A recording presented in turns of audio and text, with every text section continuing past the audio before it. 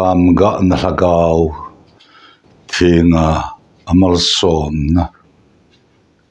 wang bo na sam kim kya ei wang bo pa pathin thang wa nam lang thungal hojo sir kan sumite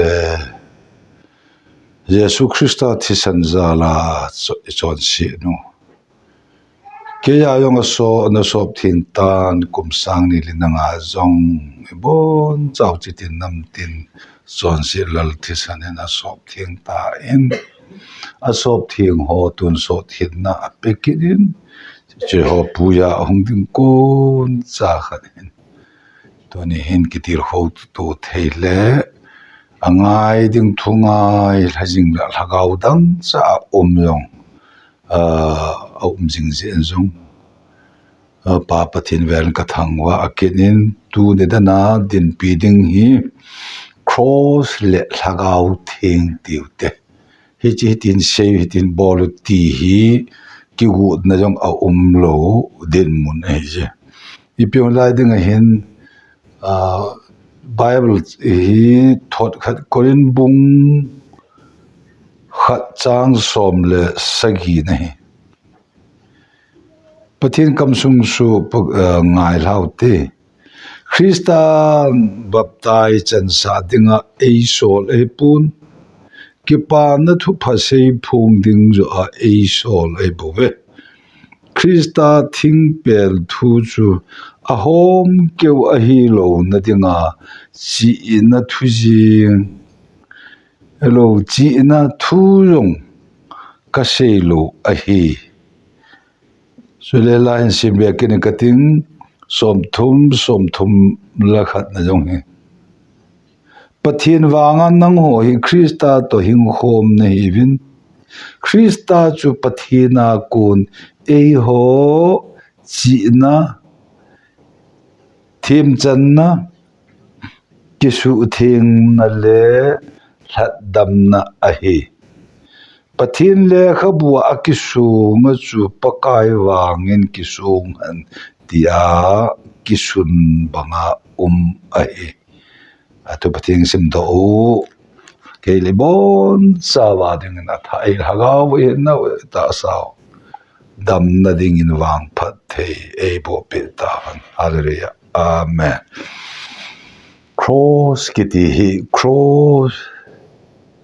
Thinga ke khai sang ta phojugau sab chang han kiti cross hi edisom thumla thuma Jesu Christa aki het be akuna cross hi ana omelu cross hi sumang dan thu in a phal zo lo a hing hoi zo lo thidinga la a lom ho ki het be na cross ki pot nam sel zong hello jihidin mun hi singeng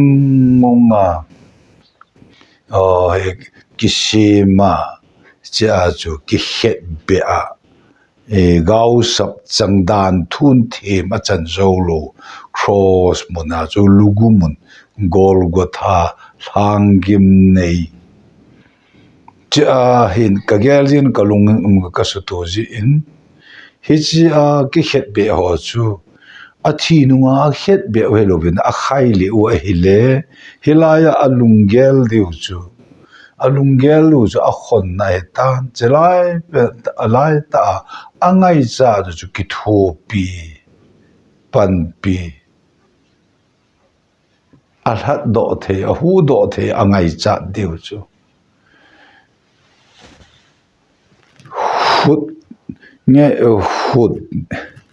thi singemung khana hut ki khet be julai ki khai ding keng te ni cross a chu keng te ni a het de den ki de hin nagam hin na nga helobet hi chi ka chu thi chule hi chi thu hi ei ti ro a ki mu a pu in hilai hi chi thu sei khat hi a sei khat chu cross chu nga tu ni tam ta yong ipiti da thilwa he ti thi kisu gan thei na le ipi kisoi na la a thi na ajong thi mel seta thi iti da min seta na thi min seta za chat langai ti te za chat hon top din mun chi hin ho oma thip mon la ajong chi ti ki na le thip mon chung nung pin ka hi ti na phun do na chỉ mi chính ta na mi thiam ta ni ta bang hin khu chun ama chu cross a chun ki het be ta le ama chu sa pu ka pu ga ti the na hem to sar ai mi te za ko na a lo dan chu na mai kha na chon na di lo ya cross chu nga ki het be sap si pa cross ke het be nei ti hi mi kha su na chu hi pin dinga he hele kilom ka gel hin hilai hi I atir I pakai Jesu Christa he changa am ti hi cross le lang hen lai jun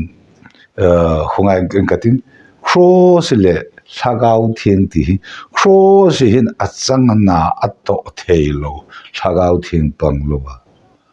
EPM chu cross le lagau thing panglo ba cross in chang na tong thelo cross panglo ba chu lagau thing in jong achang no tong thelo aman chi khat na chi he ti le cross le lagau thing ki ti chu khat na chi chunga aki het be ki ti chu aki het be ta ki sei pa hi tho kit na pa hi aki het be atila aki thatna kivuya atho kitna hi chu tho kitna pa je lang Christa hong sunga ki to sa na hi chu wa ki thopi la gau the hong ki sol ha the na thubul hong ke pat na pa hi cross thing pel subsi the thing pel zunga ki pan na pa chu Israel te hi la hi ka ngai tu din Israel jo ta te ho hi la thuti ma cha hi la ho hi Jesu Christa thisan ta san zala cha hi the nahi thuti ma Jacob namin Jacob kitar taloding namin Israel kitiding he tipa ho awang so Jesu Christa thisana hin ta san zala amal som na tho a chalo cha hi na ki chan sa no pa hi cross thil bol theina cross thu hi cross thing pel thu hi among thai ho de anoi langa ati hoila ya ngol kai ham ati chu Jutaten merchi na holwa Greek ten chi na hol amulo chu ho gentile sa te in ta san na athem chan na le pathin cha hi theina inei theina cross chu across chut achang na tong put amun chu subsit thing pel chunga ki khai thang gau sap chang ki ti gau sap chang ki ti hi insumi te chelai den mun hi pathin dan thu bot ki bo ke nau pa mi min dan thu bo ke pathin me ne na ti ne na chu ne na thei eil he na chu mer ma pasatan he ti na pa tu ni ajong pathian thu ngai nom lo hello le a thi ding da mun me dil a jut ding jong yong ke lu them chan na jong ki he lo ba ki ti hin kho chu he chilanga chu satan chu edena anna lut pa chu tu a chu anna phadom he de lo tu a he angai ngaya ama he them chan ding ala hu hing di thei talo hu hing thei pa la angai dam thei pathin chu ado ta aji a chu ado ta aji a chu ama adinga chu thini na ti lo helam dang talo lo pin pathin changa hilai mun hi ichan na hi pakai Jesu Christa alal to na anda ha tu Christmas eti ho Christmas eti ting lehen Christmas he kangai tu ji Christmas he khut bi alam lam ti pa kangai tu kena hung ping pa chu hung pin na pa alal to na henda ha gan an ku nga hung zal pa chu Calvary Cross ki khai sang kina ama chu katun so hin kem lo hin na ei pi pa a hi na chu ra ama chu gan an ku nga hung pin ti chu ka ki pa thailo chu ka ki pa thailo ka ti na hin khu hi cross lampa hi ka ting le hin ka hung ki pa na kha ka hung ki pa do na chu cross hi chi cross chung pa hi cross chung changa hi son sit na ka chon sit na ho shi ka chon sit na ho shi apu do a het bi a hi chi a chu pa ko ma thagau tun so hin na a han do a chi a chu ka chon sit ho shi hi pa ngai da min a bol he thim lo he ti Calvary Cross lang hi kipa na amal som lo pikidang ta chan na kachan na lam hi ka ngai sanga Christmas chu kipa lo ding ti pa chu ka se hello fen hilaya cross a chalo cha ati chu chalo ati chu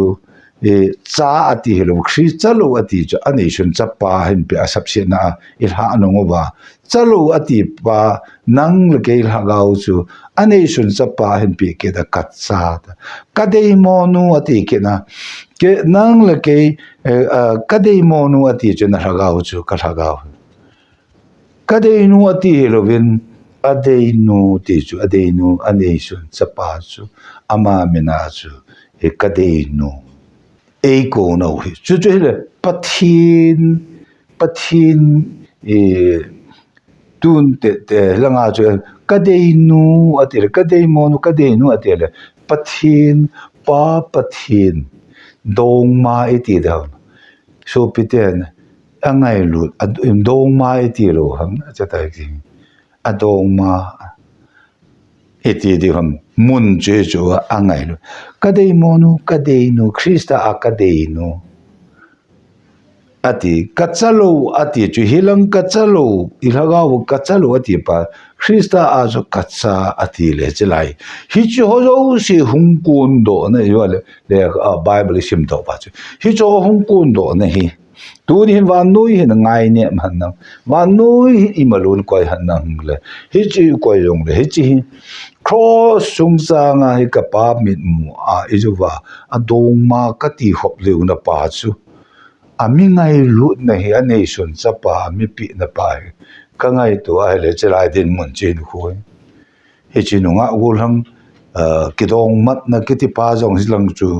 hilang chu ka sei do nom na pa he dong ma eti na pa kidong mat na pa hin khun ka dei mon nu ka dei Krista akadei nu ti na ai lo le e themo chang kha Krista thim chan na chu chalo Krista acha golo chalo in sunga ko na kino do chu in sung ei pui lut kin na chu hilai na tong chu hoilai ya si chu ho chung kun do thimo ei ki chan lo na he di mo ei ki sa lo na he ka chon shit amu thei lo yeng na chu hoi ipi ham me chi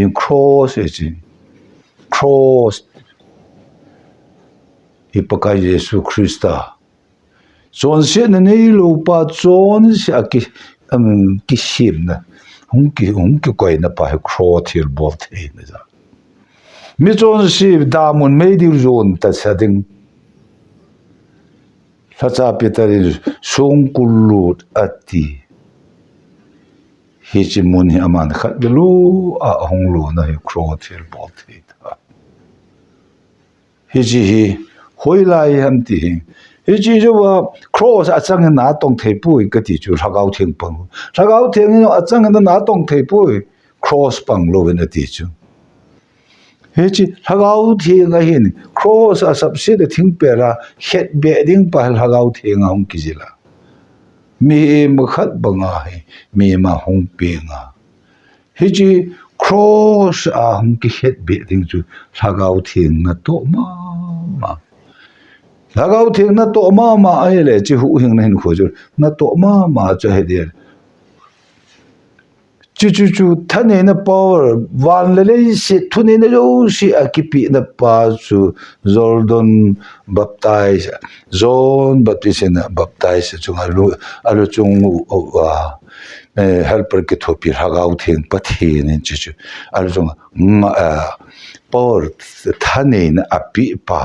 gal zone chu hagau theng a kun ma cross a kichai tai ati the ni hagau theng thil bol the na wan thani nahi sai changkha cross thu agil hi an sat la alo pi dan chu in so mete ho tidin mun ho hi chu ai le cross le hagau theng ta ki sei lai pa chu apm a kilal hakina chu hana ki vui atan chu cross a cham kim na cross a cham kim na cham kim na ita ki sei lai pa chu ki het be a mi chon se ki tha na ki vui a cham kim na chu chu ki vui chu cham kim hi cha ko na hi hinu khutha chalo ka cha ati do ka dei monu ka dei nu ati na lai ta pa nang la ke ya yang ke helovin Christa Jesu a mi chon se te chu a tha vui cho I chon se ro chu tu kai tho ta lo ding a vui manga pathin lunga yel do ki to ki ha se la he ji ta a he tho ki ne ti a he Jesu Christa chon se ne lo tu ni a ka ne kapan eve na pan na vena na chon shit ne au zakhat beong a be le hela amu thelo ne cross na to thil bol thein akona chi hi chi ta san lu ho chu pathin keng tu chut pha ti ho chu hebrai le kha thona pathin cha pa keng tu chut pha sagau thin tai tom pathin thi san lun na dai thang ho ki ti chu achan ding chu tawin Christian Josen na Bible sim jo sa jong chu umenten na he jo se ta sa mate gam thiu gama ho chun a sei pi lam a sei pi na be hele I ta thi kam hi hamte o a sei pi ding mo si wanga chu a sei pi chu a heavy a ta san po be I chi ta san na pa chu a ta san lo je over gam thi ma ro kam hu hing lo ham cross a chu ma cross a chu a chon se za chu ye su thilom thi ki vui mang ta lo ham ki vui mang a he lo ham a he a ra cha ti ho na se pe a he ve ai le la ya thi ni a chu hoi la nga thi ni nang ju ju ti a thu vin thi mo a chan ta no I pia thun thi mo a chan a ta san lo 이지 인수미대 호 지 투길 해라가오미대 라가오팅아 고나 이제 투길 투다 투히 소빵 이제 봐 사자분 용 아세이주 예 지나 투음 아홈교 tilaya che Krista tingpel thuju ahom kyo ahilo na dinga chi na thujong ka seilo ahi ati chu Krista tingpel ahom kyo mithim da ipiham holam kai ahilo le milopi ta ahi na kisu di le pha a ki yela lungmong chop ho kitihin ama ho dinga chu cross hi a home kiwa a koi na chi chu cross chu a home kiwa a koi na chu jula sa ne e ba zon la than aman je over ma hello ho gut na lama chiwa chang ta chi na long thit na nei chon phat na pi yong la jong i lam yo sia tip top jing ama ho chu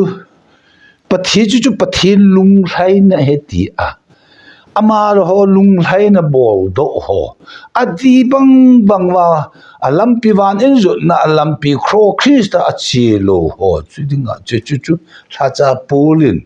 cross thu hi a hom kiu a hi lo de dinga ti pa chu a hom kiu a koi cross a chun pathin cha pa ka he la thi poi pathin cha pa an so put pathin a zo a ti na he chu ni kha ne a chung thu hi a chung hong hi ding ti sei lo lo kan sung mi te fa se lai ke ka la he cross le cross ni thu mam vui mang ati na he chi hi ka sei tam tai ka ti lo sang som hing yong lo ka sei ding tho ki ne hi cha hin na pi tun so hin de pi ka hi ja he Hana ko na ka chon si chu ke kai Yesu to ke kai tho thai lo chon si nei lo pa en ama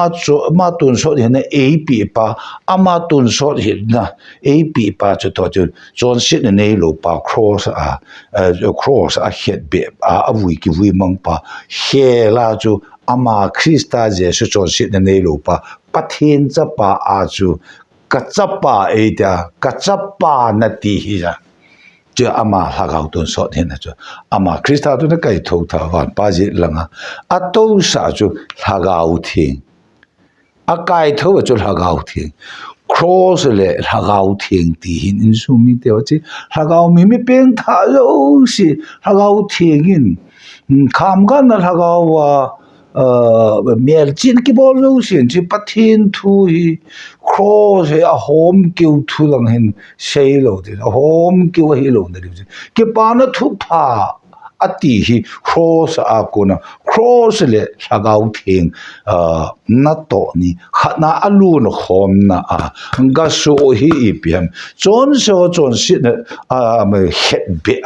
ui manga oma chon si na nei lo Krista cho ke kai tho na cross le sagau thing tho ki na kai tho hin wan pa ji lang lu na pa hin hu hi su pe te chilai hagau thing tu ni a jong ni chi hagau thing pa pathin ni chi thu ta san jo se chu el hagau wa pathin hagau a chen chil hagau thing i lu yang wa ko na ekeng to chan ge hi chi a chen chil ke ti pai bi power thir bol theina thane na ap na pai cross le hagau thing ama pang lo na ke ti hin kho chu apan lo na lo pang thu ta san lo ho he tho so he tho maidan pom da na chi ho hi chu ho a dinga hi cross thu hi ngol kai cross thu hi polin ngol kai ati hi lo cross a chon set ki la thisana pathin lung ki su thiang ti chu chon set a sop thiang na pathin cha pa wan le si simpa thi na jong I ma cha ngai ta san ta lo mi Yesu a ki het be a rom se pa hon het be a koi mai Christian ye cha pa keng to chut pa ama holding a chu cross a home kyu chi na le thip na chi ho dan pha la chon phat na chi ho cross thu a home kyu a koi ti cross thu a home kyu wa ti pathin do te le pathin na zove na cha par pun cross pathin na cha pa thi pui ti na izlai pathin do na la do ngai dam thelo chon si ti pa a thun thi mo a san thing dim he a ju kan sung mi te ho cross le thagau thi thil bol the ni a cross hi tunia lugumun gol go tha ga cha ga ke khet be pa chu hitalovin hu hing he na pa nitin wa ta salam lungpuni nitin hu hing mit phat ka la hu hing mit phat ka la khet be ni mit phat ka la khet be na ki khet be jing na ki khet be jing na hela he kai tho sagau thiang kai tho pa je lang ti to sa no sagau thiang thil bol theina thane na he chu abul chu hoi la sab se na thing per chunga i chon se du ki tat la te tau te hilaya hi kila ha ki vui mang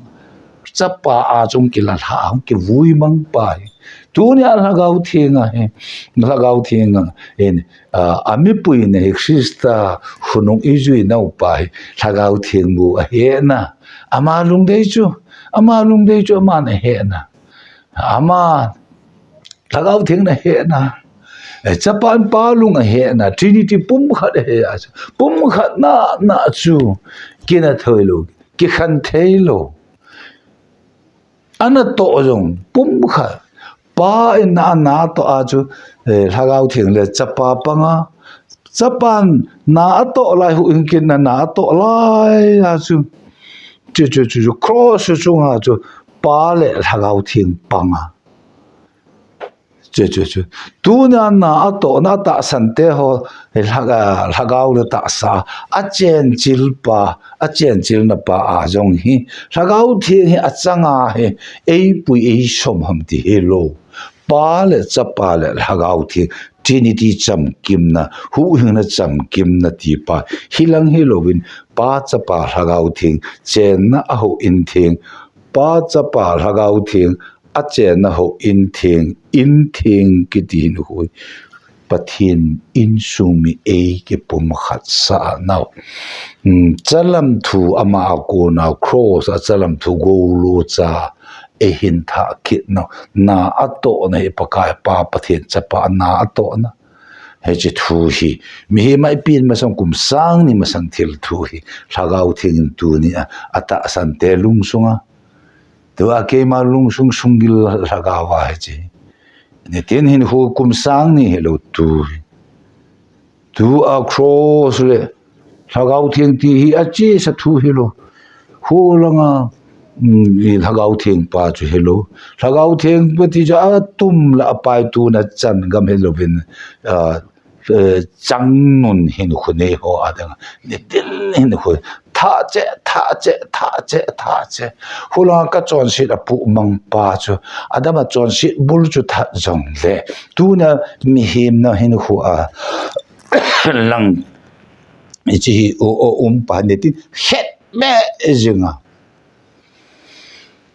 he chi mi hing lung thim le lung thim eti na pa ne hung ki khan la pa hi chi lai he hung ki khan takka pa he nga chon sit da the na ngai dam nam chon sit da the na chon sit bol thei ta lo ti chu angai lut na hung sunga ho ti na chu hilai pha ma wa he cross la lagau thing ti ji sarman hi sopi sumel lovin jehin pakan e puin a he in kamu ka ja ka he ta sopi ten se pang wa he ji ta san lalwa ta san na jung kho ata san jung kho a he ji hin pia chi pia mit phat ka lo hai khan la khet be jin kai tho wan pui lu pan ne tenin kho hai khat lan ka ji cross le lagau thing he ji khana a che khom na pa hin hu ji thupi sumilo zenin he ji na tha pang na jung pang na hin hu apang han na kilol zon na apang han na lampi apang jing han mu lo gam hello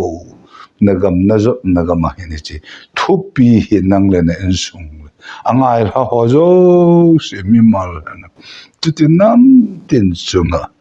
he chi cross le hagau thing thupi hi atha in na hagau nen da ta sa tha che han da mo pe na ngai ha na dam mo ne zo si cross a ki pakai thi san so ne chu na su dam he tai ti ho na lungel na in sunga dinga I pi lungim na lungdon na ne he chu cross le sagau thing thu pi hin he chi he mon na ne lo le mon na pian dam na ne dam na hi sa ina na ke do na lungim lungdon ne chu cross na toy la sagau thing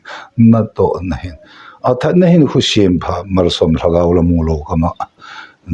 na pui pha che na pui pha na mar som che han na in chen na khu chen hin khu jeng a jong mar som na tha dong chi tingin pa pathi menin ki pa thu le dam na thu kan phung hallelujah amen ka ki pa cross le sagau thing min chu mi lovin hi na khat na hi chi hi kakal choi no ta sagau thing ei pui no Krista lampia ei pui no lampi che the na chu cross le sagau thing tho kit na hi chi hi thum hi lovin khat na a che na sagau mi te pathin mi te na pui na thu ta thu hi angai la yo shi chunga wang phat the bu phat chai the kom ke pa thu se tho ki ka pakai je sum ne ka ta we hallelujah amen